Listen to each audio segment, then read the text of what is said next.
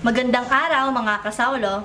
Ngayong araw po ay papakita ko sa inyo kung paano lutuin ang aking chicken barbecue. Hiwain po muna natin yung ating mga manok. Pagkatapos po nating hiwain ang ating mga manok, timplahan na natin ang ating barbecue.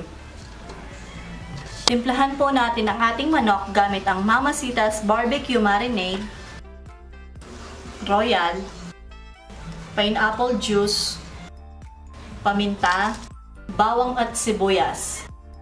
Lagyan din natin siya ng asin at asukal. Tapos i-massage lang po natin siya. Lulutuin na po natin siya. Takpan natin. Hintayin natin siyang lumambot. Babalikan ko po kayo mamaya pag malambot na siya. Ayan, naamoy ko na yung ating chicken barbecue. Check na natin kung malambot na ba siya.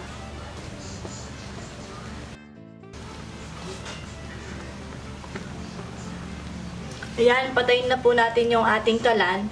Tapos, palamigin lang natin siya. Tapos, ihawin na natin siya. Huwag po pala nating itapon yung pinagkuluan nating sabaw. Yan yung gagamitin nating sauce mamaya. Tapos na po nating ihawin ang ating mga manok. Papalamigin muna natin sila bago natin sila hiwain. Balik na po tayo sa pinagkuluan ng manok kanina. Lagyan natin siya ng 2 kutsarang ketchup. Pampakulay lang. Tapos pakuluan lang natin siya ng maigi. Yung kulong-kulo talaga. Bago natin ilagay ang ating manok.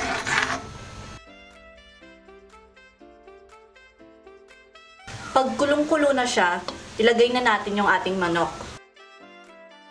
Hayaan lang natin siyang maluto hanggang sa lumapot yung ating sauce. Tapos timplahan nyo na lang din kung gusto nyo ng matamis, kung gusto nyo ng konting alat, ganyan. Depende sa panlasa nyo.